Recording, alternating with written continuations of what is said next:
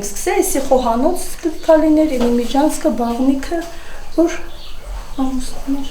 Արդիկում մեկ շաբաթ առաջ տեղի ունեցած ջրհեղեղը քարն ու տիղմը լցրել է Բիչաղչյանների տուն։ Ընտանիքը սկսել էր վերանորոգել տունը, սակայն ջուրը ամեն ինչ տարել է։ Տունը լցված է հանքի թափոններով, քարերով։ Այն մաքրելու իմաստ ընտանիքը արդեն չի տեսնում։ Ասում են ամեն ինչ պետք է զրոյից սկսեն։ Հեղատարանները մաքրած է։ Հեղատար ու մաքրած են այսպես բան կիներ։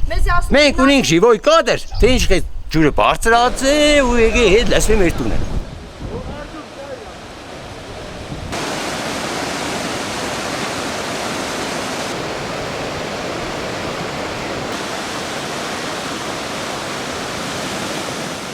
Ես տնով, ապրուստով, իմ տղայի ամբողջ տեխնիկայով,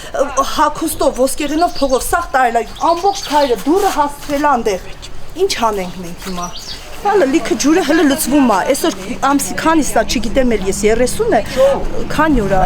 6 օր։ 6 օր հələ պատվալը ես էլ բանտեղ չեմ դնում այնտեղ։ Իրանք այս ջրին տիրություն չեն անում։ Բիչաղչյաններն արդեն 7 օր է, ինչ հարազատների տանն են բնակվում։ Տանը գրեթե պիտանի տեխնիկա կահույք չի մնացել։ Ընտանիքը անորոշության մեջ է։ Չգիտեն իրենց ինչ փոխհատուցում է սպասվում, քանի որ տունն ապրելու համար այլևս պիտանի չէ։ Մենք է դուրս ենք, այս կա մեկան դրել ենք, սեղան դրել ենք, մեզի ասում են գնացեք վարձով, մենք վարձը կտանք, բայց ինձ պետք չէ, ինձ տունն է պետք։ Ինձ տունը փողը հատուցեք, ես տուն առնեմ, գնամ։ Վարձով գնամ, ինչքան ապրեմ, ասում եմ մի ամիս, 2 ամիս, 3 ամիս հետո վարձով գնացի գիտի արդեն քերի պատմության, գիտի կերտա, այս մարդը այս բան չի էնի, բազ այան սա շուտ կերևա, նանկամից։ Գնացի ձենիդ կտրավը վերջ։ Արդիկում տեղի ունեցած ջրհեղեղի հետևանքով տուժել է 40-ից ավելի ընտանիք։ Նրանցից 12-ի վիճակը հատկապես ծանր է։ Քաղաքում տեխնիկան հայտնվել է միայն վերջին օրերին։ Սկսել են դպրոցի բակը մաքրել եւ փորձում են սելավաջրերի հունը փոխել։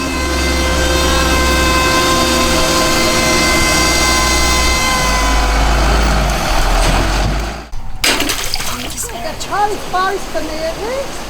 քարից Պարիսը հնիտանապես չկա, Պարիս պիցենկոմ փողոց եղե, փողոցից ենկոմ նոր ծորներ։ Հնի հասել է հունը փոխես տեղ։ Բիչաղչյանների հարևան Կարապետյանների տունը թեև քաղաքապետարանի աշխատակիցների օգնությամբ մաքրվել է քարերից, սակայն ընտանիքը մեկ այլ խնդրի է բախվել։ Սելավաջրերը արդեն օրեր շարունակ հոսում են տան տակով, թուլացնելով հիմքը։ Տակը լեռի մուճ է վերջստեղ նգուվ է, փող է, ջուր։ Արդեն էլի չիմ, կարդել շապատը գլերանա այս ջուրը կեշտ այլ հիմք կատեր։ Ես պատվալ տագը լեռիվ տկան նոր կերևա, ինչ իջագ է տագը, դեսի հնարավոր է սոր տագը չորցնել կամ երբ չորնա կամ ես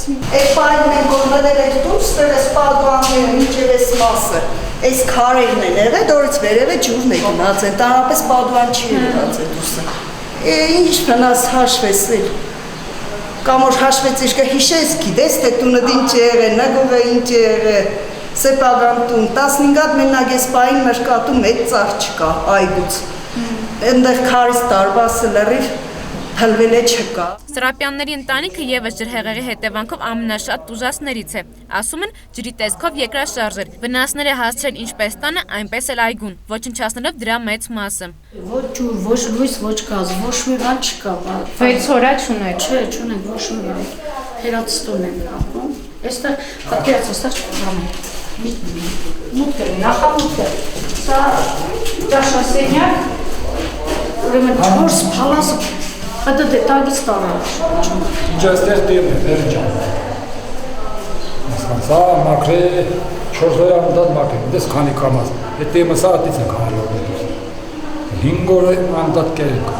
3 ժամը քիչ 10 օր մաքրե փեզ։ Ընտանիքի հաշվարկներով վնասը հասնում է մի քանի հազար դոլարի։ Տեխնիկան կահույքը այլևս օգտագործման ենթակա չեն, ասում են արդեն ամբողջը թափել են։ Բացի այդ, քաղաքացիները նշում են, որ հակասանիտարական վիճակ է։ Սատկած կենդանիների խոնավության հոտ է զգացվում։ Ընտանիքը որպես փոխհատուցում գումար է սպասում, ասում են պատրաստ են սեփական ուժերով վերականգնել իրենց տունը։ Եթե չորանա, մի 2 ամիս երևի թե հազիվ չորանա, այս դժվար է չորանա, այսպես պատվալային հարկը դժվար չորանա, հետ չեմ պատկերացում, խոնավություն տագը մտել է։ Դժվար մի 2 ամիս որ չորանա, եկող տակ յուլա ամսը վազի չորնա ժամ։ Կառավարությունը հունիսի 30-ի նիստում որոշում կայացրեց Շիրակի մարզպետանին մոտ 42 միլիոն դրամ հատկացնել հեղեղումների հետևանքով վնասներ կրած բնակիչներին աջակցություն ցուցաբերելու համար։ Յուրաքանչյուր բնակարանի վնասի համար հատկացվել է մինչև 4 միլիոն 600 հազար դրամ։ Արթիկի քաղաքապետ Արսեն Աբրահամյանը հավաստիացնում է, որ քաղաքացիները կօգտվեն փոխհատուցումից անմիջապես որոշումից հետո։ Այսպես ասեմ,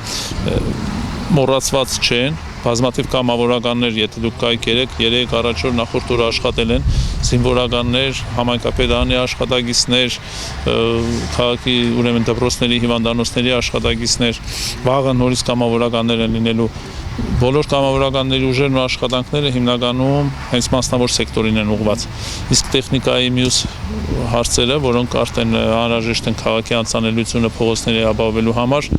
աշխատում են քաղաքի այդ օբյեկտների համապատասխան օբյեկտներում։ Չնայած փոխհատուցում տրամադրելու կառավարության որոշմանը, արտիկցիները հույս չունեն, որ շուտով կկարողանան անցնել բնականոն կյանքի։ Անի Գրիգորյան, Գևորգ Հարոյան, Civilnet։